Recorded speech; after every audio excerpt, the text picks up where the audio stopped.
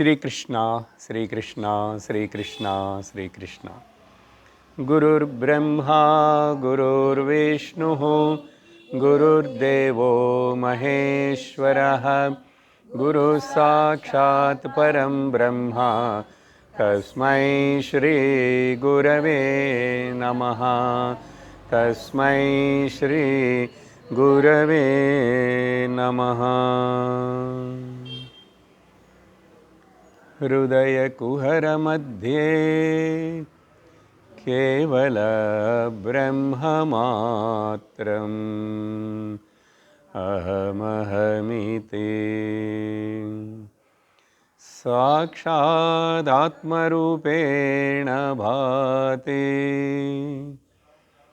हृदि विषमनसा स्वं चिन्वता मज्जतावत्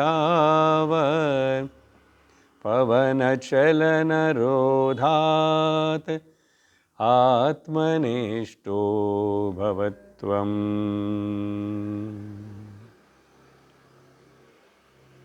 हरि ओम तत्सत्.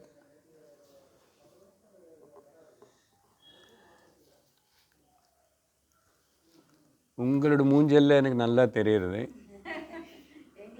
நான் உங்களுக்கு ஓகே தெரியலன்னாலும் பரவாயில்ல, பார்க்கப்படலைன்னாலும் பரவாயில்ல, அறிந்தால் போதும், அறியப்படணும். சத்தர்ஷனம் உள்ளது 40. மூணாவது ஸ்லோகம் கேளுங்கோ. सर्वैर्निदानं जगतोऽहमश्च वाच्य प्रभु कश्चिदपारशक्तिः चित्रेत्रलोक्यं च विलोकिता च पटः प्रकाशोऽप्यभवत् स एकः. भगवान रमणर இந்த சத்தர்ஷனத்தில் முதல் 2 ஸ்லோகங்கள் பார்த்தோம். அது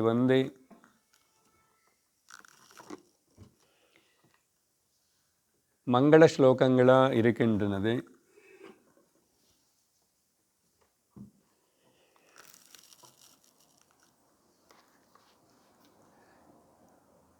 சத்தியம் என்பது முதல்ல தெரிவித்தார்.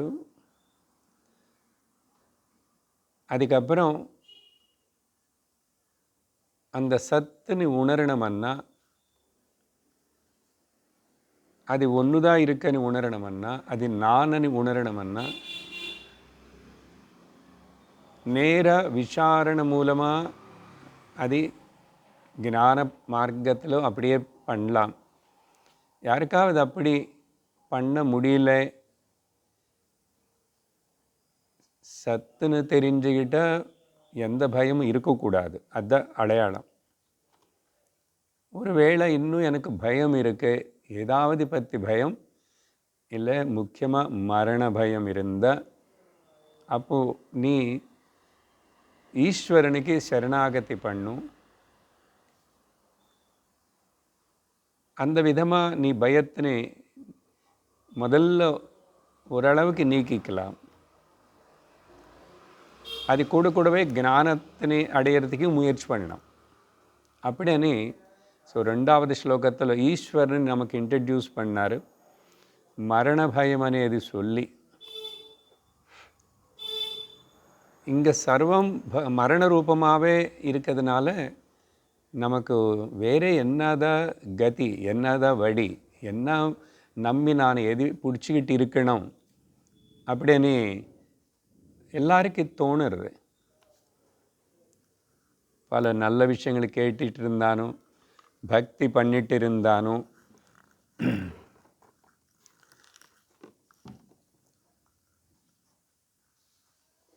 பக்தி செலுத்திட்டு இருந்தாலும், நல்ல விஷயங்களை நம்ம அனுசரிச்சிட்டு இருந்தாலும், நமக்கு ஒரு சந்தேகம், ஒரு பயம், என்ன ஆக போகிறதோ அப்படின்னு இருக்குது. அதனால் கடவுள் மேலே பக்தி இருக்கிறதுனால பயம் பூர்ணமாக போகுமனே தெரியல. போகிற போல் தெரியல. சாஸ்திரம் சொல்கிறது, பக்தி சாஸ்திரம் சொல்கிறது, நீ எல்லாம் ஈஸ்வரன் சரணாகதி பண்ணுன்னு எத்தனோ வாட்டி நம்ம சொல்கிறோம். கடவுள்லாம் நீ தான் இருக்க, நீ தான் பார்த்துக்கணும், நீ தான் செய்யணும்னு. ஆனால் இங்கே நடக்கிற விஷயங்களை பார்த்தா சில வாட்டி எனக்கு இன்னும் பயமாகவே இருக்கே. அப்போது அந்த ஈஸ்வரன் மேலே இருக்கிற பக்தி ஞானமாக மாறணும். ஞானமாக மாறாத வரைக்கும், உனக்கு விஷயம் பூர்ணமாக புரியாத வரைக்கும் உனக்கு இந்த பயம் போகாது. அதனால 2வது ஸ்லோகத்தில் அந்த ஈஸ்வரனு சரணாகதி அதெல்லாம் இன்ட்ரடியூஸ் பண்ணி அங்கே ஒரு கேள்வி கேட்டார். அப்படிப்பட்ட அந்த ஈஸ்வரனுக்கு சரணாகதி பண்ணதுக்கப்புறம் ஒருத்தனுக்கு மறுபடி பயம் இருக்குமா? வருமா? வரக்கூடாதே, இருக்கக்கூடாதே. புனः மிருத்யுதியः அவகாசः கதம்? அந்த கேள்வி வச்சு தான் இப்போ நான் பேசினது. அவர் அப்படி கேட்குறாரு, பயம் இருக்கலாமா இனிமேல் உனக்கு? ஏன் பயப்படுறேன்? தெரியல சுவாமி, பயமாக தான் இருக்கேன். விஷயம் புரியல தம்பி, விஷயம் புரியல, அதனால பயம். சரி, சத்சங்கத்துக்கு வந்துட்டே இரு. எனக்கு பக்தி இருக்கேன்னு சொல்லிட்டு வீட்டிலே உட்காராது. குருன்னு ஆசிரி சத்தர்ஷனம் கேளு. சத்சங்கத்துக்கு போய் சத்தர்ஷனம் கேட்கணும். கடந்த சத்சங்கத்தில் இந்த 3வது ஸ்லோகத்து கூட நம்ம ஆரம்பித்து அர்த்தத்தினை பார்த்துட்ருக்கிறோம். இதில் என்ன சொல்கிறாருன்னா, இங்கேருந்து இப்போ டீச்சிங் ஆழமாக ஒரு ஸ்லோகத்தில் நமக்கு அங்கங்கே ஒரு மகா வாக்கிய உபதேசம் செய்கிறது போல் நேர இப்போது ஞான விஷயத்துக்கு வா. உனக்கு ஈஸ்வரன் நம்பினானும் பயம் இன்னும் போலே இல்லை. அதனால் நீ சிரவணம் பண்ணு, கேட்டுக்கோ, புரிஞ்சுக்கோ, அறிஞ்சுக்கோ. அடி இந்த ஸ்லோகத்தில்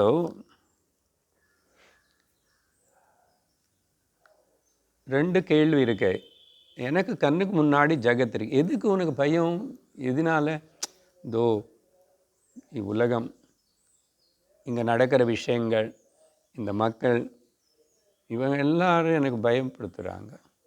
சிலது ஆசைப்படுத்துகிறாங்க, எனக்கு ஆசை வளர்த்துற வைக்கிறாங்க. அது அப்புறம் சிலதெல்லாம் ஏமாற்றி போகிறது. அதனால பயமாக இருக்குது. நம்ப முடியல, இது மேலே ஆதாரப்பட முடியல. ஸோ ஜகத் అనేది இங்கே ஒன்று இருக்கு. அப்போ அந்த ஜகத்துடையும் நானுடையும் இங்கே நான் தோணுறதில்ல. யாருக்கு பயம்? எனக்கு சுவாமி, எனக்கு. இந்த 2 இருக்கிறதுக்கு அசல் காரணம் என்ன? எங்கிருந்து வந்துச்சு இந்த 2? அதுதான் கேள்வி இங்கே. அப்படி பார்த்தா அது எல்லாத்துக்கு ஒரு இப்போ 2 விஷயந்தான் பேசுகிறோம். ஜகத்து, நான் இல்லையா? நடுவில் எனக்கு இந்த ஜகத்தினால என்னை சமாளிக்க முடியல சார். அப்புறம் என்னோடய உடம்பு, என்னோட விஷயம், என்ன நான் கூட சமாளிக்க முடியலை. சரி பண்ணிக்கலாம், ஒழுங்காக இருக்கலாம் அப்படின்னு நினைக்கிறதுக்குள்ள எனக்கு எதுவும் ஆகிறது, வெளியில் நின்று கூட தாக்குதல் வருது. அப்போதானே லோகத்தில் என்ன சொல்லுவோம்? இது 2த்துக்கு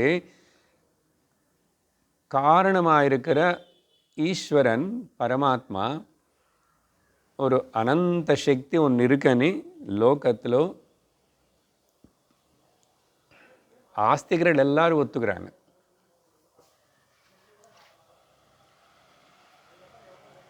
அந்த ஈஸ்வரன் அவர் தான் இருக்கார்.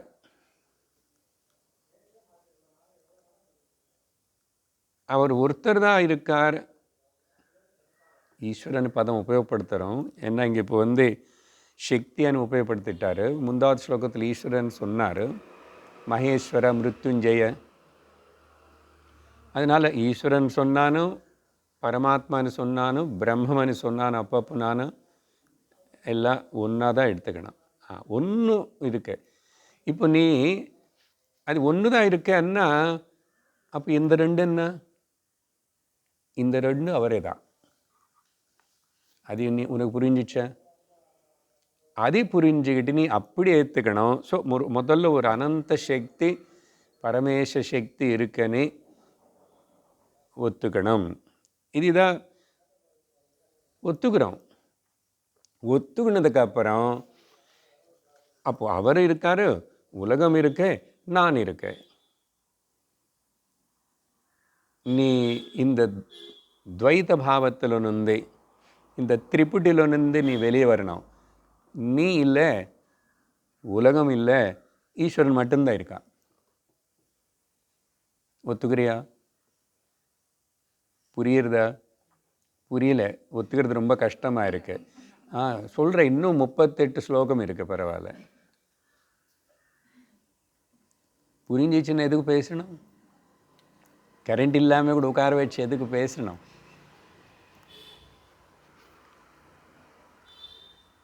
சண்டே அன்னைக்கு கூட கூப்பிட்டு பேசணும், சொல்லணும். இது எப்படி என்ன? எப்படி சார் ஒன்று தான் இருக்கேன்றீங்க? எனக்கு நானும் இருக்கேன்னு தோணுறது, உலகம் இருக்கேன்னு தோணுறது. என்ன தோணட்டுமே. எப்படியா? ஒரு கேன்வாஸ் கிளாத் மேலே பெயிண்டிங் பண்ணுறான். பெயிண்டிங் பண்ணும்போதும் நல்ல புராணிக் பெயிண்டிங்னு நினச்சிக்கிறோம். பிரம்மாஜி அங்கே மேலே உட்கார்ந்துருக்காரு, அதுக்கு மேலே இல்லைன்னா விஷ்ணு உட்கார்ந்துருக்காரு, அப்புறம் பிரம்மா உட்கார்ந்துருக்காரு, அப்படியே ஆகாயம் மேகங்கள், அப்படி வந்து கீழே கோவில் கோபுரம், இங்கே ஊர், இங்கே பக்தாள் மக்கள், இதில் வந்து நிறைய பேர் பிராமண வேஷம், ஸ்திரீ வேஷம், வேறு எல்லா வேஷம், ரோடு, காய்கறி விற்கிறான், அது விற்கிறான், அப்புறம் நடுவில் பசுமாடு போயிட்டுருக்கு, நாய், இத்தனையும் போட்டிருக்கான் அந்த படத்தில். இப்படி அததுக்கு வேண்டிய ஒரு பாவனை கொடுப்பான். விஷ்ணுவன் அப்படி இருப்பார், பிரம்மான் இப்படி இருப்பார், எல்லாம் அதுக்கு ஒரு பாவனை, அதுக்கு ஒரு தனி கலர் எல்லாம் கொடுத்துட்டு நமக்கு விதவிதமாக இருக்கிற போல் காட்டுறாரு.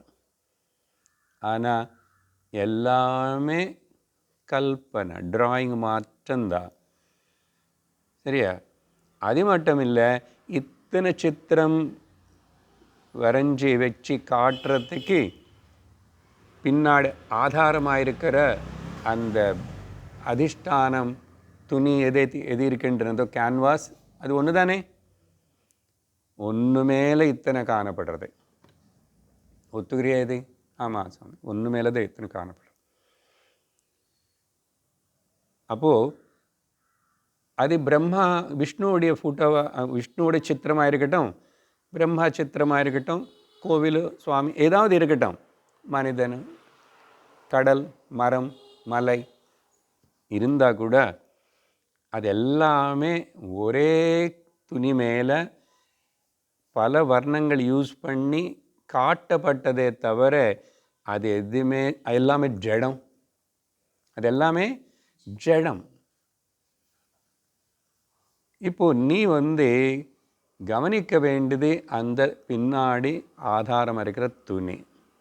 அதேபோல் இங்கே நீ, நான், பிரம்மா, விஷ்ணு, அந்த லோகம் இந்த லோகம் இப்படிப்பட்ட ஒரு பேதங்கள் பார்க்குறியே, இத்தனையும் கிடையாது. ஏதாவது காணப்படுறது எல்லாமே கூட ஜடந்தா. இது எல்லாத்துக்கு உள்ள ஆதாரமாக இருக்கிற சைத்தன்யம் பரமாத்மா ஒன்றுதான். அது சாராம்சம் இந்த ஸ்லோகத்துடைய அர்த்தம்.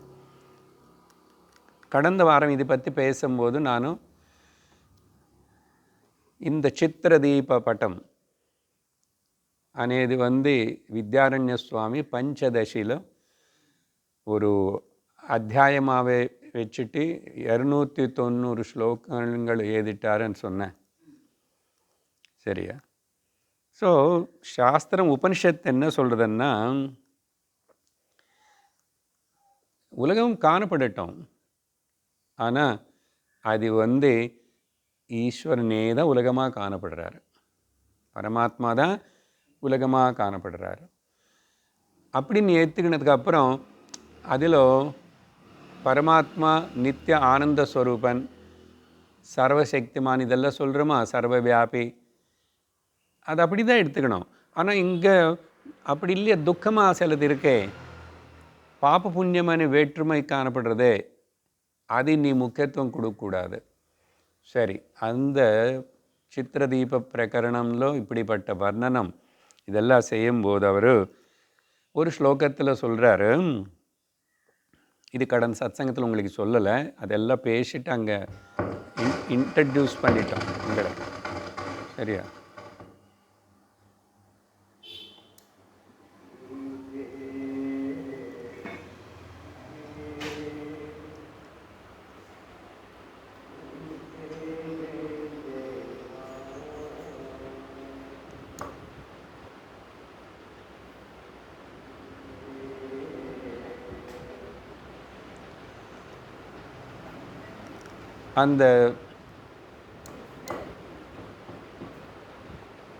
அந்த ஒரு ஸ்லோகத்தில் என்னதான் சொல்கிறாருன்னு சொன்னால், பிரம்மாத்யாஸ்தம்ப பர்யந்தாக பிராணினோத்ர ஜடா அபி உத்தம அதம பாவேன வர்த்தந்தே படச்சித்திரவத். பாருங்க, நான் சொன்னது அதே, பிரம்மா ஆதி முதலானது அங்கேருந்து ஆரம்பித்து ஸ்தம்ப பரியந்தம்னா சின்ன ஒரு புல், கிராஸ், ஸ்தம்ப பரியந்தாக அங்கே வரைக்கும் அப்படின்னா சர்வம் அதில் வந்துச்சு. இத்தனை பிராணிகள் இங்கே அத்திர ஜடா, அது எல்லாமே ஜடம். ஆனால் அதில் உத்தமம், மத்தியமம், அதமம் அப்படின்னு காட்டப்படுறது, காணப்படுறது. உத்தம அதம பாவேன வர்த்தந்தே தெரியப்படுறது. எப்படின்னா அந்த படச்சித்திரவத்து, கேன்வாஸ் துணி மேலே போட்ட இந்த படம் எல்லாம் வித்தியாசம் இருக்கே, ஆனால் எல்லா ஜடம் தானே. அதிபோல் இப்படின்னு நிறைய ஸ்லோகங்கள், நிறைய விவரணம், நிறைய அனாலிசிஸ் அதெல்லாம் பண்ணுறாரு. கடைசி ஸ்லோகத்தில் நீ இது ஒழுங்காக புரிஞ்சுக்கிட்ட, இன்னும் கொஞ்சம் சவுண்டு வேணும், நீ இது ஒழுங்காக புரிஞ்சுக்கிட்ட, எது சித்ரதீபமிமம் நித்யம் ஏனு சந்தததே புதாஹ. இந்திர சித்திரதீப பிரகரணம் அவர் எழுதினது. இது யார் ஞாபகம் வச்சுக்கிட்டு எப்பவுமே நித்தியம் அனுசந்ததே அதனை புரிஞ்சுக்கிட்டு அது சிந்தனை, இதுதானே அந்த சிந்தனையிலே இருப்பானோ, இருக்கணும்னா அவன் சாதகனாக இருந்திருக்கணும். புதாக அறிவு இருக்கிறவனும் விவேகம் இருக்கிறவனும். புதாக பஷ்யந்தः अपि பஷ்யந்தோபி ஜகத் சித்திரம். இந்த உலகமனு இந்த சித்திரம் இப்போ எதுக்கு அதுன்னா, அந்த கேன்வாஸ் படத்தில் என்ன வித்தியாசம், எப்படியெல்லாம் ஜடமா, அதே போல் இங்கே ஜெகத் சித்திரம் பார்க்கும்போதும் இங்கே வேற்றுமை இருக்குது, பலதெல்லாம் இருக்குது. பார்க்கும்போது கூட தே முஹ்யந்தி ந பூர்வவத், இதுக்கு முன்னாடி பிரமப்பட்டது போல் மோகப்பட்டது போல் இனிமே மோகப்பட மாட்டான் அப்படின்னு பல ஸ்ருதியை கடைசி ஸ்லோகம் சொல்கிறாரு. சரியா? அப்போது இந்த விஷயந்தான் ரமணர் இங்கே நமக்கு ஒன்று தான் இருக்கப்பா, நீ எப்படியோ என்ன பண்ணுறியோ எப்படி புரிஞ்சுக்கிறியோ அந்த 3 2 அதுலேருந்து எல்லாத்துலேருந்து விலங்கி ஒன்று தான் இருக்கன்னு ஒத்துக்கும். எப்போ ஈஸ்வரன் ஒருத்தர் தான் இருக்காருன்னு சொன்னால் நீ இல்லைன்னு தெரியறது. ஆனால் இந்த நான் இல்லை అనేది பண்ணுறதுக்கு அகங்காரம், அதுக்கு கொஞ்சம் தனியாக நீ ஸ்பெஷல் ட்ரைனிங் வேணும் உனக்கு. நல்ல இன்னும் ஆழமான விசாரணை உனக்கு தேவைப்படுறது. அதனால் உபனிஷத்து ஒரு இடத்துல சொல்கிறது, பஷ்ய தேவஸ்ய காவியம். காவியம்னா பொதுவாக ஏதோ வால்மீகுடைய ராமாயணம் ஆதி காவியம். காவியம்னா ரச்சனை, சித்திரீகரண. இப்போ அந்த அவ்வளோ ட்ராயிங் போடணும்னு சொன்னால் அது அந்த பெயிண்டர் தானே எல்லாம் க்ரியேட் பண்ணார். இப்போது பின்னாடி இருக்கிற கேன்வாஸ் துணி பற்றி மட்டுமே சொல்லிகிட்ருக்கிறோம், அதி ஜடம் தானே. ஆனால் இது ட்ராயிங் போட்டவனும் அவனு சைத்தன்யத்தோடு இருக்கிற ஒரு மனிதன் இல்லையா? ஞான சக்தி. அந்த ஞான சக்தி இல்லைன்னு இவன் இப்படிலாம் பண்ணுவான்? அப்போது அவன் முக்கியமாக எடுத்துக்கிட்ட த பெயிண்டர், ஈஸ்வரா இஸ் த பெயிண்டர். ஓ பாபம், அவருக்கு அவ்வளோ கேவலமான வேலையா நீ நினைக்கிற? அவர் பெயிண்டரை, அவர் எல்லாமே சொன்னோம் இல்லையா? Producer, director, cameraman, music, writer, everything சர்வம் ஒரே ஒருத்தர் தான் பண்ணார். அப்படி எடுத்துக்கிட்டா அப்போ கரெக்டு தான். அப்போ எல்லாமே அவரே தான். உபனிஷத்து பாஷையில் சொல்லணும்னா மெட்டீரியல் காஸ் அவரே தான், இன்டெலிஜென்ஸ் காசும் அவரே தான், உபாதான காரணம் நிமித்த காரணம் அவரே தான். அப்படின்னா அவரே இன்ஜினியரு, அவரே பில்டரு, அவரே கான்ட்ராக்டரு, அவரே லாரி டிரைவர். ஆமாம், செங்கல் எல்லாம் வரணும் இல்லையா? செங்கல், மண், கல், அந்த மேசன், இரும்பு, கம்மி, அப்போ சர்வம் அவரே அவரே எல்லாமே அவரே தான். இது ஈஸ்வரன் விஷயத்தில் மட்டும்தான் இப்படி இது சொல்ல முடியும் இல்லையா? அதனால் இந்த பஷ்ய தேவஸ்ய காவியம் இதம் ஜெகத் சர்வம். ஸோ இதுதான் நமக்கு இந்த 3வது ஸ்லோகத்தில் ரமணர் கொடுத்த கருத்து. அடுத்ததாக இப்போது 4வது ஸ்லோகத்தில் சரி 3 வேண்டாம் 2 வேண்டாம் 1 అని சொல்லிட்டுருக்கிறோம். இப்போ அந்த ஈஸ்வரன் అనేది என்ன கேட்குறதுக்கு நல்லா தான் இருக்கும். ஈஸ்வரன் இருக்கான், வணங்கு எல்லாம் பண்ணுன்னு சொல்லணும். இப்போ பண்ணுற நீ, நம்புற நீ, வழிபடுற நீ வேறையா இல்லைன்னு சொன்னோம். ஆனால் புரிய மாட்டேங்குது இல்லையா? அப்போது ஒன்று கிளியராக சத்தியமாக நிஜமாக அது என்ன అనేది புரியணும். சத்து தரிசிக்கணும், சத்தாவாக தரிசிக்கணும். அதுக்காக 4வது ஸ்லோகத்திலிருந்து வா இன்னும் கொஞ்சம் விசாரணை செய்வோம் ஆழமாக.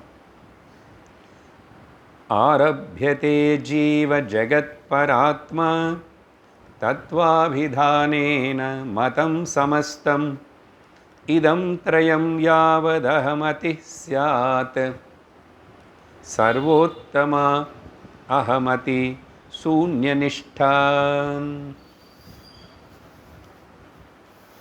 சொன்ன இல்லை ஒரு ஸ்லோகத்தில் அந்த கடைசியோ எங்கோ இருக்கும். பட் அகம்மதி சூன்யநிஷ்டா மகா வாக்கியம்.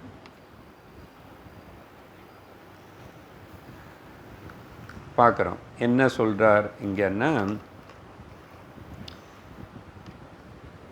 லோகத்தில் பல அபிப்பிராயங்கள் இருக்கு, பல ஃபிலாசபிஸ் அப்படின்னு சொல்கிறோம் இல்லையா, மதங்கள்.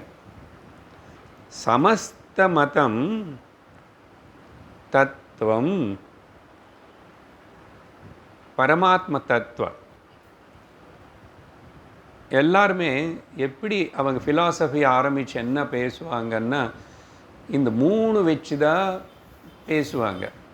என்னது? ஜீவ ஜகத்து ஈஸ்வரா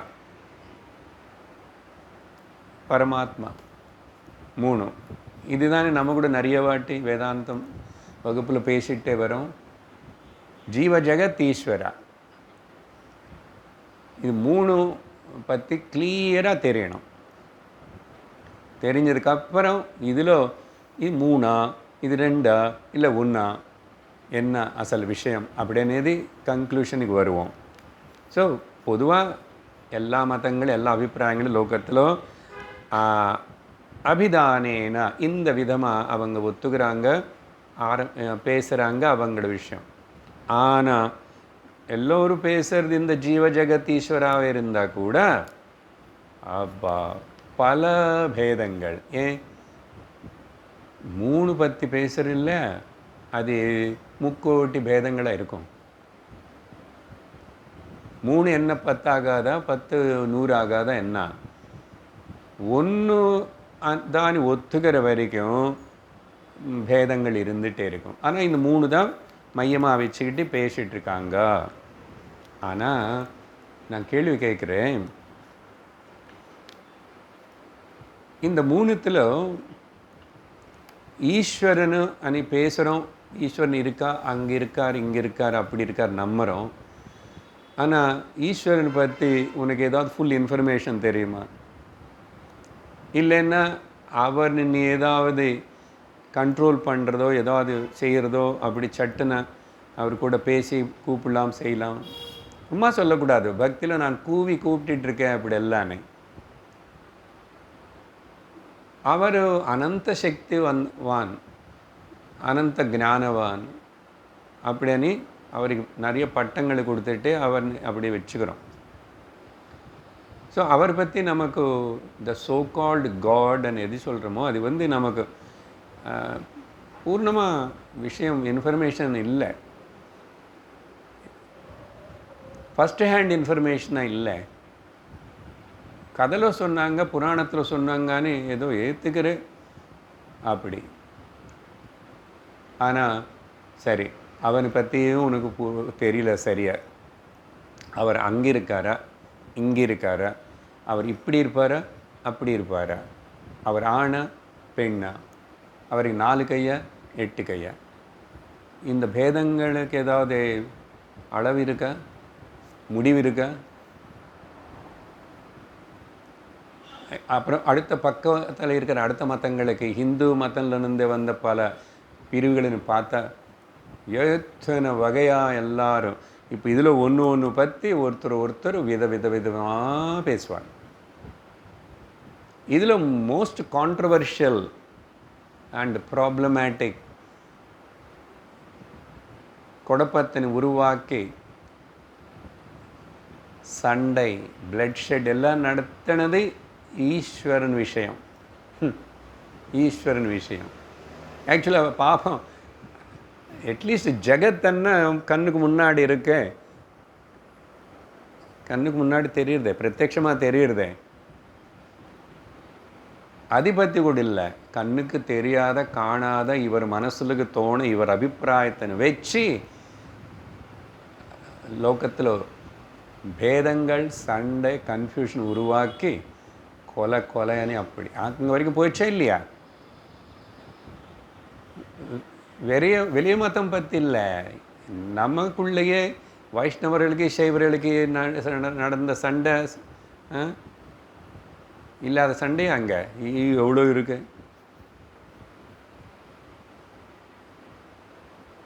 அதுக்கப்புறம் இதில் ஆரிய சமாஜன்னு சொல்லுவாங்க இல்லையா, சும்மா உதாரணத்துக்கு தான், பலதெல்லாம் இருக்கு. முடிவில்லாத அளவுக்கு அளவில்லாத அளவுக்கு இந்த பேதங்கள் பேசிகிட்டே இருப்பானா. அவங்க அந்த ஆரிய சமாஜ், அவர் பேர் கூட தயானந்த சரஸ்வதி. அவர் சின்ன வயசுலேயே எப்போது ரொம்ப பக்தியோட ஈடுபாடு, கோவில் அப்படியெல்லாம் அந்த முதல் போகணும். சிவன் கோவில் ஏதோ போனார், அங்கே சிவலிங்கம் இருக்கு. நமஸ்காரம் பண்ணும்போது அப்படியே பார்த்துட்டு இருந்த ஒரு எலி சிவனுக்கு முன்னாடி வச்ச ஒரு பழமோ ஏதோ நைவேத்தியத்தினோ அது அழகாக எடுத்துக்கிட்டு போகிறது. இவருக்கு கேள்வி வந்துச்சு, இப்படி ஒரு எலி அவருக்காக வச்சது இப்படி எடுத்துக்கிட்டு போயிட்டு இருந்தால் அது நீ காப்பாற்றுக்கிறதுக்கு கூட இவருக்கு சக்தி இல்லை, இவர் என்ன கடவுள்? பாருங்க புத்தி எப்படியெல்லாம் போகும். அதனால் இப்படி அவன் வச்ச இதெல்லாம் கடவுள் கிடையாது. கடவுள் இப்படிப்பட்ட ரூபம்லாம் இது இல்லை. அவர் நிர்குணம், அவருக்கு ரூபமே இல்லைன்னாரு. வேதாந்த நம்ம சொல்கிறது நிர்குணமே தான்.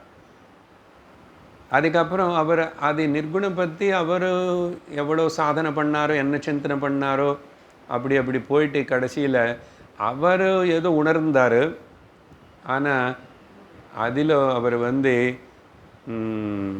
கடைசியில் இந்த சகுண ஈஸ்வரனேதே இல்லாதனால நிர்குணமும் சரியாக அவர் மக்களுக்கு சொல்லிக் கொடுக்காதனால வேதத்தில் சில விஷயம் மட்டும் எடுத்துக்கிட்டு அக்னிஹோத்திரம் చెప్పి அவங்க அதே பிடிச்சிக்கிட்டாங்க.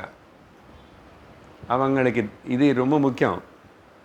அந்த ரொம்ப ஸ்ட்ராங் ஆரிய சமாஜ் பீப்புள்னு பார்த்தா அவங்க சூட் கேஸில் எங்கே ட்ராவல் பண்ணால் கூட சின்ன அக்னிஹோத்திரம் பண்ணுறதுக்கு சிம்பிளாக பண்ணுறதுக்கு எல்லாம் வச்சுக்குவாங்க. எங்கேனா காலையில் உடனே அதை ஏற்றுட்டா அது எல்லாத்துக்கும் அந்த காயத்ரி பூர்புவா சொன்னால் போதும். ஆனால் பூனல் இந்த விஷயங்கள் இதெல்லாம் பெருசாக நம்பாமல் அப்படி பண்ணார். சரி, அவர் அப்படி பண்ணி அது தப்பாக புரிஞ்சுக்கிட்டு இப்படி ஆயிடுச்சு. ஒரு காலத்துலமா அப்படி இவங்க ரொம்பவே முடிவு பண்ணிட்டாங்க. யாரும் இந்த ஆரிய சமாஜ் பீப்புளில் நிர்குணம் இது என்ன சொல்கிறாங்க. இவங்க எப்படியாவது இந்த சனாதன தர்மி இருக்கானே, சனாதன தர்மி என்ன யார்? ஏகப்பட்ட சுவாமின்னு வச்சுக்குவான். நம்ம கோயிலுகள்லாம் அப்படி தானே, ஒரு கோயிலுக்கு போனால் ஏகப்பட்ட சுவாமி இருப்பார். அதெல்லாம் சுற்றி எல்லாத்துக்கும் நமஸ்காரம் பண்ணி எல்லாத்துக்கும் தட்சிணம் போட்டு எல்லா குங்குமம் வச்சுக்கிட்டு அப்புறம் மூஞ்சே தெரியாமல் ஆகிடும். அப்படி சுற்றுறோம் சனாதன தர்மி நாம். இவங்க எப்படியாவது சரி இந்த மாதிரி அசட்டுத்தனமான இதில் போகிறான், வாதிக்கிறது கூப்பிடுறோம். அப்படி இருந்தாங்க ஒரு கோவில், அந்த சிவன் கோவிலை வச்சுக்கிட்டாங்க. அங்கே அவங்க இந்த நிர்குண ஆரிய சமாஜ் பீப்புள் ஆர்கியூ பண்ண இந்த சனாதன தர்மி பதில் சொல்லாமல் முடியாமல் அவங்க எழுந்திரிச்சு போயிட்டாங்க. போன உடனே இவங்கள பார்த்திங்களா நம்ம தான் ஜெயிச்சிட்டோம், அவனுக்கு ஒன்றும் பேசுறதில்லை, ஓடி போயிட்டாங்கோ அப்படின்னா. அந்த கோவிலில் பூஜை செய்கிற பிராமணன் இருக்கார் பார்த்தீங்களா, வாத்தியார். ஏன் அவங்களெல்லாம் போனால் நான் இருக்கல, நான் வாதிப்பேன், நான் தானே இங்கே சிவனை பூஜை பண்ணிகிட்ருக்கேன் அப்படின்னு சொன்ன. சார் என்ன அவர் சொன்னார், என்னுடைய பேச்செல்லாம் வாதனை எல்லாம் கூட வார்த்தைகளினால் கிடையாது, சேஷ்டலோ தான் இருக்கும், ஆக்ஷனில் தான் இருக்கும். என்ன சுவாமி நீ நிர்குண ஈஸ்வரா நிர்குண சுவாமின்னு சொல்கிறல்ல, நீ அந்த நிர்குண சுவாமின்னு எடுத்துகிட்டு என்னை தலை மேலே அடி என்ன ஆகும்னு பார்ப்போம். நான் என்னோட சகுண சுவாமி சிவலிங்கத்தினை கொண்டு உன்னோட தலைமையில் போட்டு உடைப்பேன். இது சொல்லும் போதே அவங்க நடுங்கி போயிட்டாங்க. என்ன ஆகுமான்னு பாரு, நீ சொல்கிறீல நிர்குணம் சகுணம் ஒன்றும் இல்லைன்னு, நீ உன்னோட நிர்குண சுவாமின்னு கொண்டு என்னை தலைமையில் அடி, என்ன ஆகும்னு பார்ப்போம். என்ன ஆகும்? அவன் கொண்டு வர முடியாதோ, மேக்ஸிமம் அவனோட கை வச்சு தான் அடிக்கணும். தவிர இவர் என்னோடய சகுண சுவாமி சிவலிங்கம் இருக்க பார்த்தீங்கன்னா, இந்த கல்லு கொண்டு மேலே போட்டு அடிச்சாச்சுன்னா அவ்வளோதான். இதெங்க லோக்கத்தில் விஷயங்கள். இப்படி சும்மா இது ஜோக்கு இல்லை, இப்படி தான் போயிட்டுருக்கு. சரி, நமக்கு விஷயம் என்னன்னா மொத்தத்தில் ஜீவ ஈஸ்வர இது. அதுக்கப்புறம் ஒரு ஜீவக்கு ஒரு ஆத்மா அனி சில பேர் பேசுறது பல வகை இருக்குது. அது சங்கரருடைய பாஷ்யம் அதெல்லாம் வாதனம் பார்க்கும்போது தான் பௌத்த ஜெயினா அது இது எத்தனை நம்ம வந்து சங்கர விஜயம் பார்க்கும்போது அங்கங்கே கொஞ்சம் டேஸ்ட் பார்த்தோம். எத்தனை பேர் யோகா சாங்கியம் எல்லாத்தையும் நெகேட் பண்ணி அவங்களுக்கு புரிய வச்சு கொண்டு வர வேண்டியதாக இருக்குது இந்த ஏக வஸ்துன்னு தெரிஞ்சுக்கிறதுக்கு. சரி, சில ஆச்சாரங்கள் அப்படி எல்லாம் வாதனைக்கு இறங்கிட்டாங்க போனாங்க. நம்ம ரமணர் போல் இவர் வந்து எந்த வாதனை யாரு கூட எது கிடையாது. அது வேணும் இது வேணும். விஷயம் என்னன்னா 3 சொல்கிறான். சரி, பரமாத்மா பற்றி நமக்கு அவ்வளோ ஒன்றும் தெரியல, எல்லாம் வேகாக தான் இருக்கேன். பேசுறதுக்கு பேசலாம், மணிக்கணக்கில் பேசலாம், பெரிய விழா நடத்தலாம், பெரிய கும்பாபிஷேகம் பண்ணலாம், தேர் எல்லாம் பண்ணலாம். அதுக்கு கோட்டானுக்கோடி மக்களும் வரலாம், பணமும் செலவாகலாம், எல்லாம் ஆகட்டும். சரி, ஓகே. 2வது விஷயத்துக்கு வா. ஜகத் இருக்குல்ல, நேராக உட்காந்தா தூக்கம் வராது. சரியா? அந்த சாஞ்சிக்கிறதுக்கு இல்லைன்னு நினச்சிக்கிட்டு இப்போ எனக்கும் சாஞ்சிக்கிறதுக்கு இருக்குது. ஆனால் நான் நேராக உட்காந்துட்டு அதில் கூட அப்பப்போ அட்லீஸ்ட்டு தூக்கம் வராது. அப்புறம் கொஞ்சம் நல்ல டீப் ப்ரீதிங் பண்ணாலும் மைண்டு வந்து இப்படி டல் ஆகாது. ஓகே, பார்த்துக்கணும், நீங்களே பார்த்துக்கணும், ஏதோ ஒன்று செய்யணும். ஜகத்து வந்து கண்ணுக்கு முன்னாடி இருக்கேன்னு. சரி, இது பற்றி ஏதாவது நீக்கு முழுசா தெரியுமா? இது மேலே ஏதாவது கண்ட்ரோல் இருக்கா உனக்கு?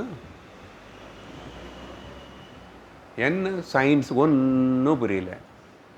சயின்ஸும் சொல்கிறது, வேதமும் சொல்கிறது, நீ பார்க்கறது வந்து பாதோ சவிஸ்வா பூதானி திரிபாதஸ்யாமிருதம் திவி, இவ்வளோ பிசுறுதான் பார்த்துட்டு, பிசுறு டஸ்ட் பார்ட்டிகிள். இதே புரியலன்றா. புரியல சுவாமி, இந்த கேலக்சிஸு இதெல்லாம் புரியல. சூரியன் பக்கத்தில் ஒரு நட்சத்திரம் இருக்காமா, இவன் இங்கே நின்று பேசுகிறான், ஏதோ எக்ஸ்பெரிமெண்ட்ஸ் எல்லாம். அந்த நட்சத்திரத்துக்கு போகணுமன்னா 1 மணிக்கு 60,000 கிலோமீட்டர் வேகத்தில் போனால் எத்தனையோ ஆயிரம் வருஷங்களுக்கு அப்புறம் போய் சேரலாம். சும்மா கல்பனை அது. 180 கிலோமீட்டர் ஸ்பீடில் காரில் போகும்போது தலை சுற்றுறது. மேக்ஸிமம் 100 போவான் சில பேர். 60,000 கிலோமீட்டர் வேகத்தில் போகணுமா? இப்போ இது சயின்ஸ் எக்ஸ்பெரிமெண்ட்ஸ் எல்லாம் எதுக்கு? அது இருக்கா, இது இருக்கா, அங்கே இருக்கா, இங்கே இருக்கான்னு பண்ணுறேன், இவ்வளோ பண்ணுறேன். சரி, அதெல்லாம் விட்டுடுங்க. உலகமே அவ்வளோ. உலகத்தில் தான் இந்த சரீரம் இருக்கு. சரீரம் இருக்குல்ல.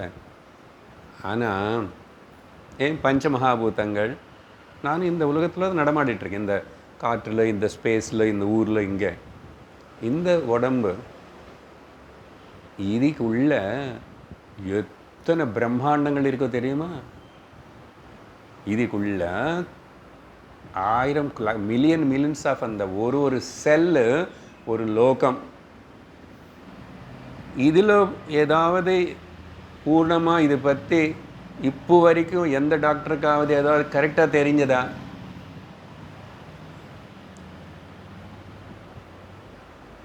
நம்ம எல்லோரும் இவ்வளோ பெரிய உலகத்தின் உள்ளே வச்சுக்கிட்டு நடமாடிட்டுருக்கிறோம் தெரியுமா? உள்ள எத்தனை காலனிஸ், எத்தனை ஜீவராசிகள், எத்தனை கணங்கள். அங்கே பார்த்தா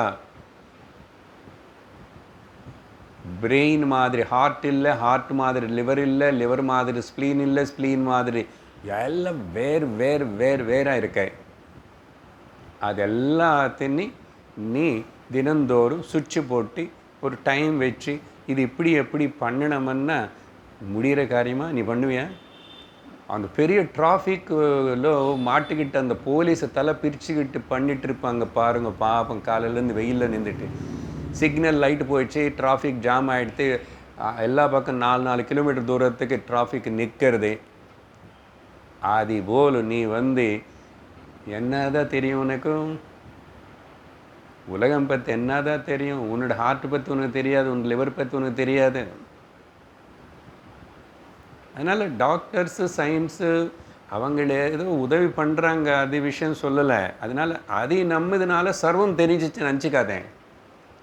எல்லாத்துக்கும் சொல்யூஷனும் இல்லை, புரியாது. இது புரியாத விஷயம். அது அப்படி தான் காம்ப்ளிசிட்டியோடு இருக்குது.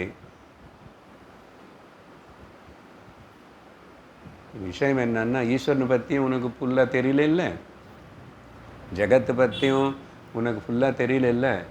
ஆனால் ஜீவனை நினச்சிக்கிற நீ இருக்க பார்த்தியா, உன்னை பற்றி தெரிஞ்சுக்கிறதுக்கு ஜீவா இது ரொம்ப சுலபம்.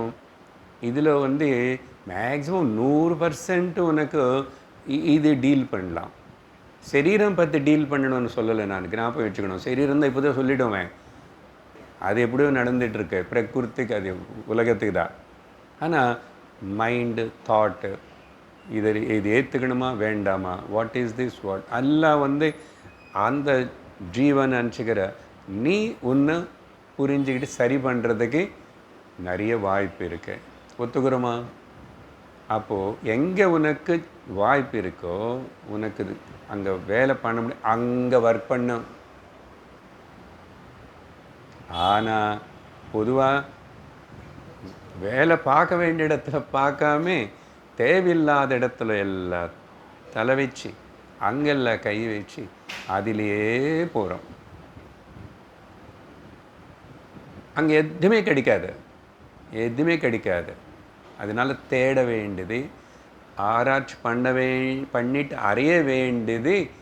இங்கே நானு ஒருத்தன் இருக்கேனே, நான் சரீரம் பற்றி பேசலை. ஓகே, சரீரம் கூட தான் நான் இருக்கேன் சார். ஓகே, நானு இருக்குல்ல, இது தெரிஞ்சுக்கிறது சுலபமாக. அங்கெங்கோ இருக்கா, அவர் அங்கெங்கோ இருக்காருன்னு அதை பற்றி தெரிஞ்சுக்கிறது சுலபமா? இது எப்போ அது யோசிகள் இல்லை சொல்கிறார் இப்போ. அதனால விஷயம் புரிஞ்சதா? இங்கே 3 நான் சொல்கிறேன், கேளுப்பா. எவ்வளவு காலத்துக்கு இந்த 3மே இருக்கின்றனதோ, ஓகே, இதம் திரயம் இது எல்லாம் எவ்வளோ நாள் இருக்கும்? எது ஜீவ ஜகத் ஈஸ்வர అనేది எவ்வளோ நாளைக்கு இருக்குமன்னா, அகம்மதி இருக்கிற வரைக்கும், இந்த நானு அகங்கார புத்தி இருக்கிற வரைக்கும் தான் இது 3 இருக்கும். சார் அகங்காரம் புத்தி அதுதானே ஜீவ. சரி, அப்படி சொல்லாமல் ஜீவ ஜகத்து இந்த உடம்பு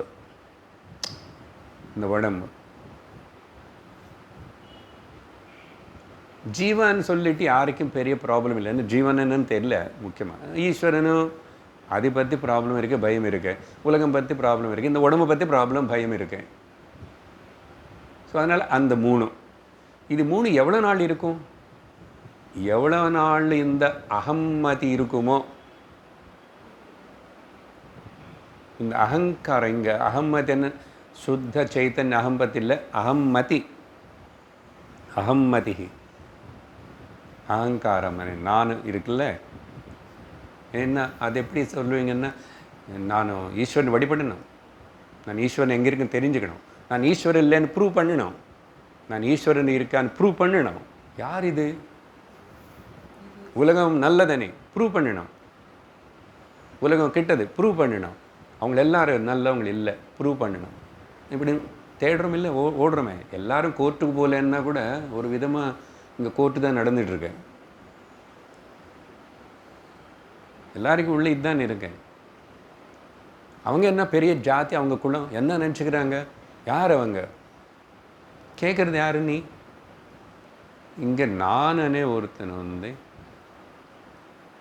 இந்த உடம்பே நான் சொன்ன மாதிரி இருக்க மாட்டேங்குது. இருக்கும், நாளையிலேருந்து நான் வாக்கிங் போய் எக்ஸசைஸுக்கு போகிறேன். ஏன்னா நான் இங்கே நானும் இருந்து இந்த உடம்புனையும் கண்ட்ரோல் பண்ணணும், இது இப்படி தான் இருக்கணும், அப்படி தான் இருக்கணும், இதே இப்படி போகிறது, அதே இப்படி போகிறது, உலகம் எப்படி போகிறது, ஏன் அப்படி போகிறது, கடவுள் ஏன் அப்படி இருக்காரு, இங்கே இருக்காரு, அவங்க ஏன் அப்படி சொல்கிறாங்க, இவங்க இப்படி சொல்கிறாங்க. இவ்வளவு கேட்குறது யாரு? அகம்மதிஹி. அப்போது நல்லா கவனம் கேட்கணும். இந்த அகம்மதி இருக்கிற வரைக்கும், அகங்காரம்னு வச்சுக்கோங்க.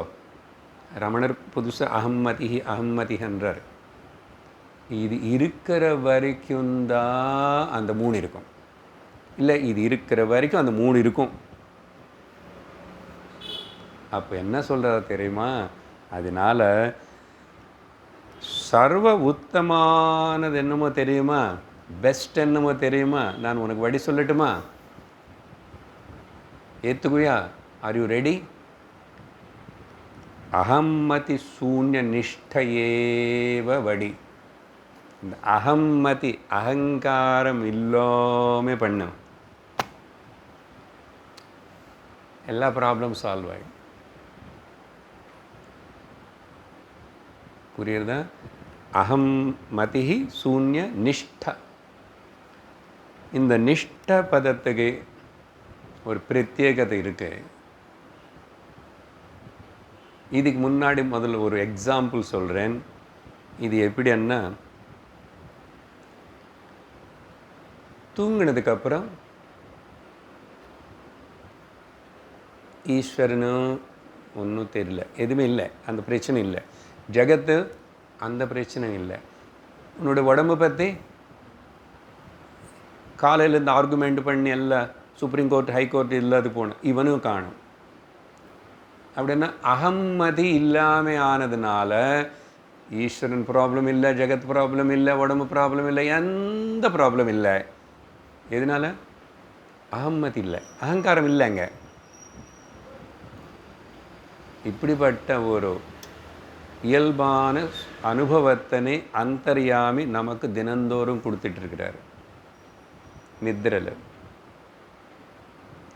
ஆனால் அது பிரயோஜனப்படுறது இல்லை. இப்போ நீங்கள் சொல்லிதான் தூக்கம் பற்றி இவ்வளவு இருக்கா அப்படின்னு தெரிஞ்சிச்சாங்களே சார். நான் இல்லைன்னு நாங்கள் ஜம்முன்னு தூங்கிடும், இன்னொரு கிளாஸில் கூட தூங்குறோமே. நீங்கள் தான் தூக்கம் பற்றி விசாரணை பண்ணணும், ட்ரீம் பற்றி விசாரணை பண்ணணும்னு சொல்லி வேதாந்தத்தில் சொல்லி சொல்லி சொல்லி இதான் ஏதோ கொஞ்சம் கொஞ்சம் கொஞ்சம் தோணுறது. இப்போ பாயிண்ட் எங்கே பாருங்க, ஏன் அங்கே உனக்கு கடவுள் ப்ராப்ளம் இல்லை, எந்த வகையில் இல்லை. அவர்கிட்ட கேட்கறதுக்கு ஒன்றும் இல்லை, கம்ப்ளைண்ட் பண்ணுறதுக்கு ஒன்றும் இல்லை.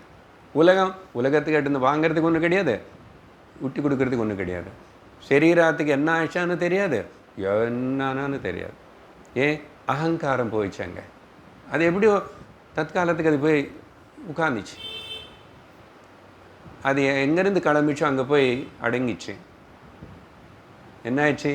எல்லாமே கேன்சல் ஆகிடுது. இங்கே இப்போ முக்கியமான கேள்வி, எல்லாம் கேன்சல் ஆனதுக்கப்புறம் உனக்கு அங்கே அகங்காரம் இல்லாமல், எந்த ஒரு எண்ணம் இல்லாமல், thought free knowledge, objectless awareness. அப்படி போனால் தான் 10,000 மக்களுக்கு இங்கே நான் ஒருத்தன் போகிறேன்னு தெரியணும். எப்படி லோகம் தெரிஞ்சுக்கும் இல்லைன்னா? அகங்காரம் பார்த்தீங்களா, இந்த அகம் எப்படியாவது எக்ஸிபிட் ஆகணும். நல்ல துணி போட்டுக்காவது போகணும், நல்ல நகை வச்சுக்காவது போகணும், நல்ல விதமாக இதோ பேசி சிலதெல்லாம் அப்படின்னு நான் என்னை ரெக்கக்னைஸ் பண்ணணும். சாகர வரைக்கும் இந்த தாபத்திரம், சாகர வரைக்கும் என்னை எப்படியாவது ரெக்கக்னைஸ் பண்ணணும். எந்த வகையில்? நானுன்னு இங்கே ஒருத்தன் இருக்கான், இப்படி இருக்கார், அப்படி இருக்கார், அவர் ஏதோ ஒன்று. பார்த்தீங்களா, சாக போகிறேன்னு தெரிஞ்சால் கூட நான் சத்து போனதுக்கப்புறம் என்னோடய பொம்மை வைப்பாங்களா, எங்கள் ஸ்டாச்சு வைப்பாங்களா, என்னை ஞாபகம் வச்சுக்கோங்களா, ஏதாவது கட்டி வைப்பாங்களா? எவ்வளோ அட்டாச்மெண்ட்டு பார்த்தீங்களா அந்த அகங்காரம், அகம்மதி. ஏன்னா சும்மா சொல்ல, அகம்மதி இல்லாத சூன்ய நிஷ்டா. இப்போது விஷயம் என்னன்னா, தூக்கம் எக்ஸாம்பிள் சொல்லிகிட்டு இருக்கேன்னா, அங்கே எதுவுமே இல்லை. ஆனால் சுத்தமான அகம் சைதன்யம் ஸ்வயம் பிரகாசமாக அறிவோடு தான் இருக்கேன். நீங்கள் அங்கே எனக்கு ஒன்றுமே தெரியலன்னு சொல்லக்கூடாது. ஆனால் ஆனந்தமாக இருக்கேன்னு மட்டும் உனக்கு தெரிஞ்சிச்சு, நீ போய் சொல்ல முடியாது. தூக்கத்தில் அபேத ரஹிதம்,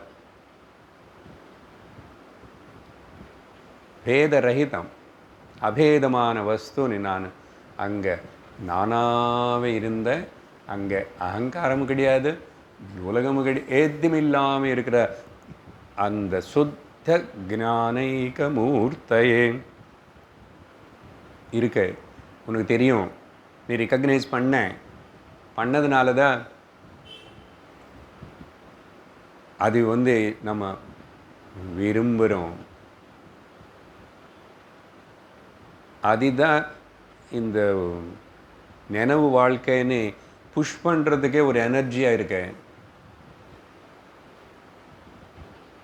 அப்படிப்பட்ட அந்த ஒரு நல்ல அந்த தூக்க நிலை அது இப்போ 3 சொல்ல போகிறேன், நல்லா கேட்கணும். தூக்கத்தில் சரி இப்படிப்பட்ட இது இருக்க நீங்கள் சொன்னீங்க, எங்களுக்கு புரிஞ்சிச்சு, கரெக்டு தான். அங்கே அகங்காரம் இல்லாதனால நான் ஆனந்தமாக இருக்கேன், எனக்கு எந்த பிரச்சனையும் இல்லை, எந்த வகையான பிரச்சனை இல்லை, ஒத்துக்கிறேன். ஆனால் அது தூக்க நிலை அவஸ்தா, ஒரு அவஸ்தை. அது அப்படி ஒரு அவஸ்தையில் வர அந்த ஒரு அனுபவம் அது நினைவு அவஸ்தை, ஜாகிரத அவஸ்தை. நினைவு அவஸ்தைக்கு வரும்போது பிரயோஜனப்பட மாட்டேங்குது. கனவு அவஸ்தையில் இருக்கும்போதும் அங்கே எனக்கு பிரயோஜனப்படலை. அப்படி அது அவஸ்தாவை அங்கே மட்டும் இருந்து இங்கே பிரயோஜனப்படாதனால, இங்கே இருக்கிறது அங்கே இல்லாமல் இருக்கிறதுனால நான் இது எப்படி ஒத்துக்கிட்டு ஏற்றுக்கிறதுன்னா, அது புரிஞ்சுக்கோ. அந்த எக்ஸாம்பிள் எடுத்துக்கோ. அது அவஸ்தா, ஒரு ஸ்திதி, ஒரு அவஸ்தை, அது நிலை. அப்புறம் இங்கே பாருங்கோ, எந்த அவஸ்தானாலும் முக்கியமான பாயிண்ட்டு. அவஸ்தைன்னு நீ அவஸ்தைப்படுறீங்க அது சொல்லலை. ஜாகிரத் ஸ்வப்ன சுஷுப்தி அவஸ்தைகள், அவஸ்தாத்ரயம். எந்த அவஸ்தானாலும் 2 விஷயம். ஒரு அவஸ்தை நமக்கு எது ரொம்ப நிம்மதி கொடுக்கறதோ அது போயிடுமே. யாருக்கா தூக்கத்துலேருந்து எழுந்திருக்கும் போது இஷ்டம் இருந்தால் எழுந்திருக்கணும், இன்னும் கொஞ்சம் நேரம் தூங்கிட்டால் நல்லா இருக்கும், இன்னும் கொஞ்சம் நேரம் வேலை இல்லாமல் இருந்தால் இருக்கும், யாரும் கூப்பிடாமல் இருந்தால் நல்லா இருக்கும். நல்ல தூக்கம் இருக்கோ போயிச்சோ என்னமோனே, ஆனால் யாருமே தூக்கம் போதும் நீ சொல்லிட்டீங்க முடியாது. கட்டாயமாக ஏந்திருக்கணும். ஏன்னா நான் ஹவுஸ் மேக்கர் இல்லையா? சரி, ஏதோ ஒரு மேக்கர், சப்பாத்தி மேக்கரோ, பிஸ்னஸ் மேக்கர், அதனால் நான் ஏந்திருக்கேன். ஆனால் இஷ்டம் இருக்கா? எந்த அவஸ்தை உனக்கு சந்தோஷம் ஆனந்தான்னு கொடுக்குறது அந்த அவஸ்தை போகிறதுன்னா துக்கம். நினைவுக்கு வந்ததுக்கப்புறம் இந்த இங்கே ஜாகிரத அவஸ்தை எல்லாமே கூட பல மோதுறது, அடின்னு ஏதோ நல்ல பண்ணலாம் போகலாம் ஓகேன்னு நினச்சிக்கிறதுக்குள்ளே அங்கே டம்முன்னு ஏதோ தலைமையில் விழுடுறேன். அப்போது எந்த அவஸ்தை நமக்கு துக்கத்தினு கஷ்டத்தினு கொடுக்குறதோ அது போகணும்னு சொல்லி துக்கம். எந்த அவஸ்தை சுகம் கொடுக்குறது அது வேணும், போகக்கூடாதுன்னு துக்கம். 2த்துல துக்கம் வருது. அதனால இந்த அவஸ்தைன்னு நம்ப முடியாது. சரி, 2வது என்னன்னா, நான் யோகம் பண்ணுறேன், தியானம் பண்ணிவிட்டு நேராக உட்காந்து தூங்காமல் தியானம் பண்ண நல்லா ப்ராக்டிஸ் பண்ண அப்படி பண்ண சமாதி ஸ்திதின்னா முடிச்சிருக்கும் போதே இப்படி உட்கார்ந்துருக்கும் போதே பிராணம் நிதானமாயிடும், மனசு எண்ணங்களை குறைஞ்சிடும். பாஹ்ய நினைவில்லாத ஒரு நிலை கொஞ்சம் நேரம் வரும். சரீரமே இருக்கிறது போல் தோணாத ஒரு நிலை வரும். ஆனால் இது நிலைன்னு சொல்லக்கூடாது. ఇది స్థితి. ஸோ தூக்கத்தில் ஏதோ என்ன ஒரு நல்ல ஆனந்தம் అనేది இருக்கும், அது கொஞ்ச நேரத்துக்கு இங்கே சமாதி ஸ்திதியில் வர இந்த அனுபவத்துக்கு பேர் யோகஸ்திதி. தூக்க நிலை, நித்ரா அவஸ்தா, யோகஸ்திதி. மூணாவது இப்போ முக்கியம், இப்படி கண்ணு திறந்து நல்ல குரு கிட்ட கேட்டு சத்தர்ஷனம், ஒரு வார்த்தை ஒரு ஸ்லோகம் கிராஸ் பண்ணி அறிவில் கன்ஃபார்மாக இப்போவே அகங்காரம் கிடையாது, ஈஸ்வரனு கிடையாது, அகங்காரம் இல்லாதனால ஈஸ்வரன் கிடையாது, ஜகத்து கிடையாது, நான் என்னோடய தேகம் எதுவுமே கிடையாதுன்னு அறிவோடு இப்போ இங்கே அது ஏற்பட்டால் ஞான நிஷ்டை. அதனால் அவஸ்தா ஸ்திதி நிஷ்டை இதுதான் முக்கியம். இது இப்போ நடக்கிறது உங்களுக்கு, இப்போ கேட்கும்போது நடக்கிறது. நடுவில் தூக்கம் குறுக்க வந்தாலும் நடக்கிறது. எனக்கு விட்டுட்டானே, கிளியராக இருக்கா? இது ஏதோ பெரிய சாஸ்திரம் விஷயம் டெக்னிக்கலன்னு இல்லை. நமக்கான நினைவு தூக்கம் பற்றி சொன்னேன். நீ தியானம் பழக்கம் இருந்தால் சில பேர் பேசுகிறாங்களே சமாதின்னு, உனக்கே சில பாட்டு அப்படி சுவாமி முன்னாடி உட்காந்துட்டா கொஞ்சம் நேரம் நம சிவாய ஓம் நம சிவாய சொன்ன ஏதோ அப்படி கொஞ்சம் நேரம்தான் பரவாயில்ல, வேணுமான்னு பண்ணி கொஞ்சம் நேரம் உட்காரலாம். ஆனால் அது அந்த ஸ்திதி கூட திரும்பி வேந்திச்சு வந்ததுக்கப்புறம் இருக்கிறதில்ல. அப்போது எனக்கு மேஜர் ப்ராப்ளம் எங்கே இருக்குது? நினைவில் தான் இருக்குது. கனவுல ப்ராப்ளம் இல்லை, தூக்கத்தில் ப்ராப்ளம் இல்லை.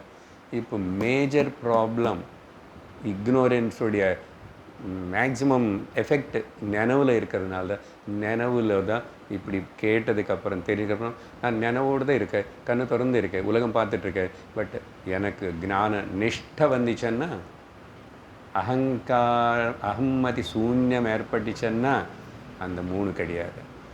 அப்படி இருக்கும்போது இனிமே மனசுனே அந்த மூணுத்துக்கு பின்னாடி ஓட விடுவானா? இதுதான் சாதனை. இது நிறைய வருஷம் பண்ண வேண்டியிருக்கு. இப்போ விஷயம் புரிஞ்சிச்சு, அப்போதான் மனோராஜ்யத்தை நீ கண்ட்ரோல் பண்ண முடியும். எண்ணங்கள் மனசு வேலை பண்ணிகிட்ருக்கு. என்ன சரீரம் பார்க்குற, சரீரத்துக்கு கஷ்டம் நஷ்டம் துக்கம் வரதை பார்க்குறேன் தெரியும். ஆனால் கலங்கலை, அசையலை. ஏன்? நிஷ்டா. நான் அகங்காரமும் கிடையாது, தேகமும் கிடையாது, மனோபுத்தி உலகத்துக்கு அசలు எல்லாம் மாய. அது சத்தியம் கிடையாது, இது சத்தியம் கிடையாது, தேகம் சத்தியம் கிடையாது, அகங்காரம் சத்தியம் கிடையாது. அப்போது சிவோகம் மட்டும் சத்தியம், சுத்த அகமான நான் மட்டும், அத கோர். அது டச் பண்ணணும். இப்படி ஸ்ரவணம்னால டச் பண்ணணும், இதே மனனம் பண்ணணும். இதுக்கு நிறைய சிரமப்பட வேண்டியது இருக்கு, நிறைய சாதனை பண்ண வேண்டியது இருக்கு. எதுக்கு தெரியுமா? சிரமப்பட வேண்டியதில்லைன்னு தெரிஞ்சுக்கிறதுக்கு, சாதனை பண்ண வேண்டியது தெரிஞ்சுக்கிறதுக்கு ஞாபகம் வச்சுக்கோங்க, நிறைய சாதனை பண்ணணும்.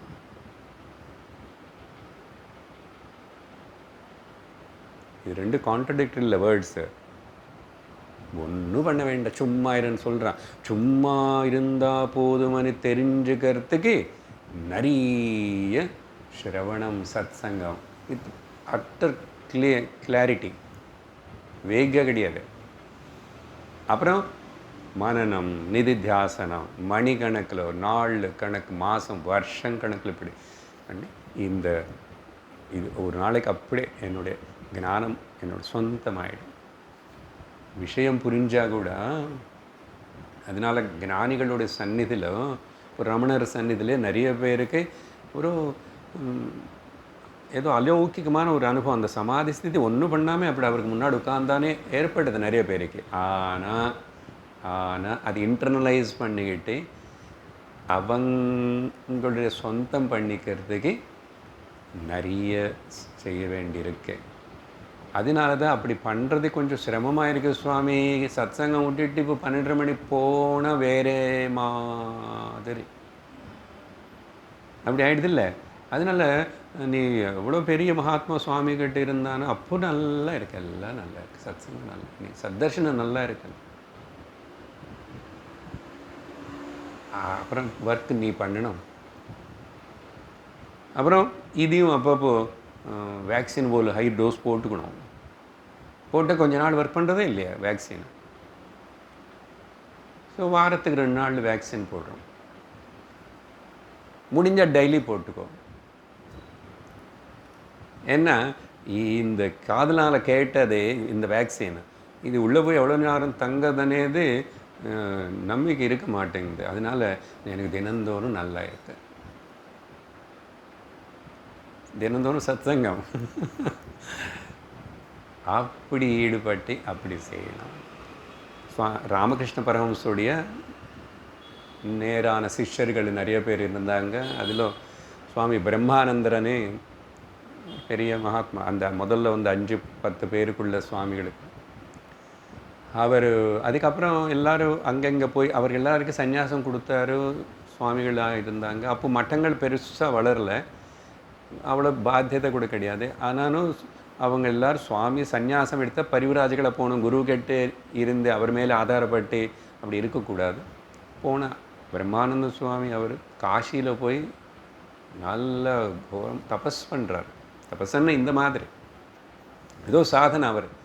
அப்போ யாரோ பக்தாள் கேட்டாங்க, நீங்கள் எல்லோரும் ராமகிருஷ்ணர் டாக்கூர்ஜி எங்களுக்கு எல்லாமே கொடுத்தாரு அப்படின்னு சொல்கிறீங்க இல்லையா, திரும்பி நீங்கள் எதுக்கு இப்படிப்பட்ட தபஸ் மௌனம் அணி அது அணி இது அணி இப்படி எல்லாம் பண்ணுறேன்னா, அது சரியப்பா, அவர் கொடுத்தாரு, அவர் எல்லாம் கொடுத்தாருன்னு எங்களுக்கு தெரியணும் இல்லையோ. தெரியணும்னா கொடுத்தது என்ன, எவ்வளோ கொடுத்தாரு என்ன అనేది எனக்கு தெரியணும் இல்லை, எனக்கு அனுபவம் வர்றதுக்கு நான் சாதனை பண்ணுறேன்னாரு. புரிஞ்சுதா விஷயம்? அதனால இந்த ஸ்லோகத்துடைய சாரம் இது. இப்படி தூக்கம் உதாரணம் சொல்லிட்டேன். சிம்பிளாக இன்னும் லௌகிகமான உதாரணம் சொல்லணும்னா, உதாரணம் ரொம்ப முக்கியம். திருஷ்டாந்தம் வச்சு சிந்தனை பண்ணிட்டே சத்தியத்தை உணரணும். கடல் அலை சொட்டு தண்ணி இல்லையா.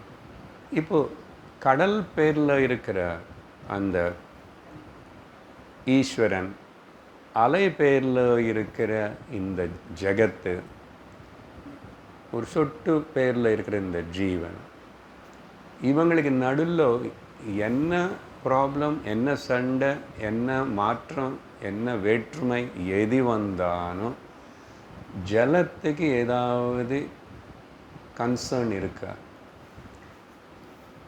இதுக்கு மேலே என்ன சின்ன உதாரணம் சொல்கிறது?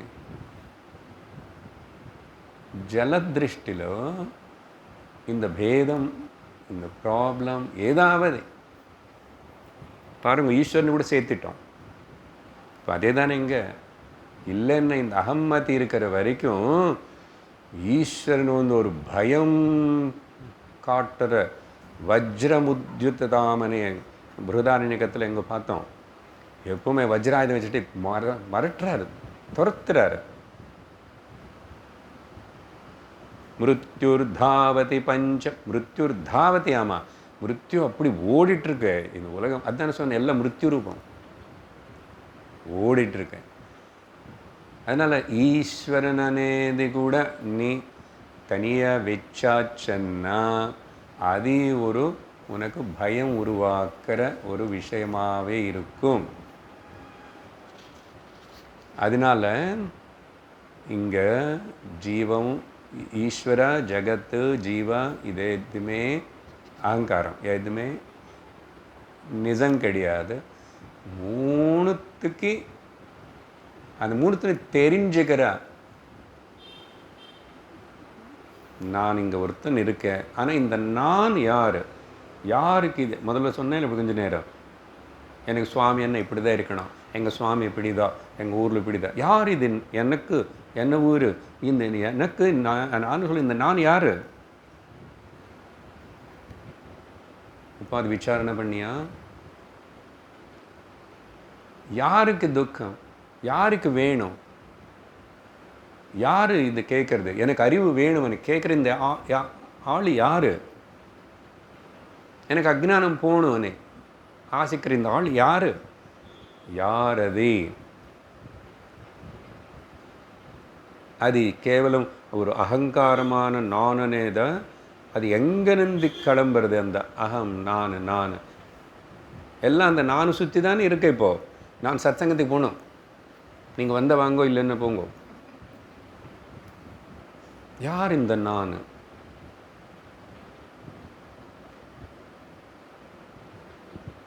எல்லாத்துக்கும் இந்த நான் எனக்கு எனக்கு வேணும், எனக்கு வேண்டாம், எனக்கு வேணும், எனக்கு வேண்டாம். இது நிஜமா?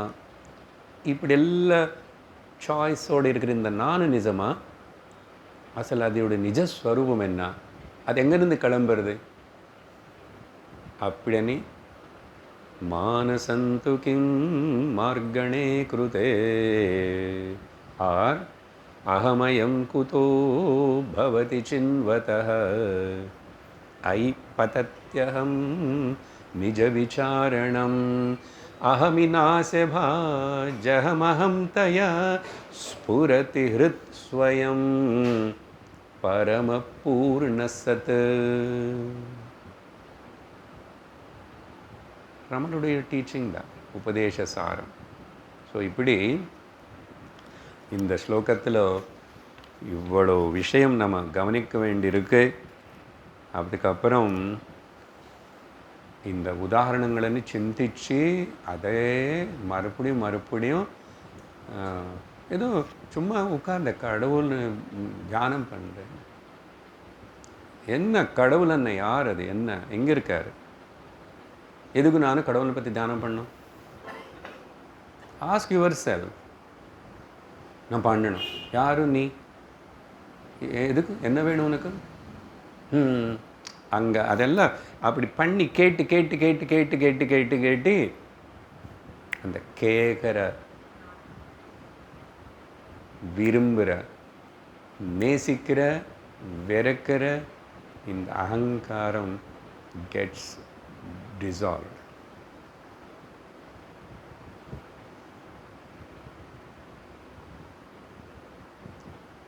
அப்புறம் நிஷப்தம். எல்லா சப்தங்களுக்கு நடுவுலையே உனக்குள்ள நீ அந்த நித்திய நிஷப்த ரூபமான அகண்டமான சைதன்யம், ஒரு அலை, ஒரு கலக்கம் இல்லாதன்னு இப்போ இங்கே கண்ணு திறந்தே உணர்வீங்க. அதனால் இது ஒரு eternal one day international match. Swamiji அடிக்கடிக்கு கொடுக்குற உதாரணம் அது. சிம்பிள் தான், சொல்லிட்டு முடிச்சுடுறேன். கிரிக்கெட் மேட்ச்ன்னா அங்கே 3 பேர் இருக்காங்க. பேட்டிங் பண்ணுறவன் ஜீவா, ஃபீல்டிங் பண்ணுறது உலகம், அம்பையர் ஈஸ்வரன். இதில் யார் ஒருத்தர் நான் பேட்டு பண்ணுறவனும் எங்களுக்கு பிடிக்கல, இது இந்த பிட்ச் நல்லா இல்லை, அது இல்லை, ஏதோ சொன்னாங்க விளையாடுறதுல என்ன. பேட்டிங் பண்ணுறவங்க இல்லைன்னா அப்புறம் ஃபீல்டர்ஸ் என்ன பண்ணுவாங்க? நாங்களும் போகிறோம். இவங்க 2 பேர் இல்லைன்னா அப்புறம் அம்பையர் என்ன பண்ணுவார்? அவரு கிளம்பி போயிடுவார். ஆனால் இவங்க 3 பேர் போனதுக்கப்புறம் கூட முன்னாடியும் இருக்கிறது அந்த கிரவுண்ட் அப்படி இருக்கு. அவ்வளோதான். இது சிந்திச்சுட்டு வாங்கோ. இது சும்மா உதாரணம் ரொம்ப லேசாக இருக்கும். இது பற்றி அடுத்த வாரம் விசாரணை பண்ணிக்கிட்டு அடுத்த ஸ்லோகத்துக்கு போகிறோம். ஓம் பூர்ணமத பூர்ணமிதம் பூர்ணாத் பூர்ணமுதச்யதே பூர்ணஸ்ய பூர்ணமாதாய பூர்ணமேவாவசிஷ்யதே. ஓம் சாந்தி ஷாந்தி ஷாந்தி. हरिः ॐ श्रीगुरुभ्यो नमः हरिः ॐ हरि ओम तत्सत्।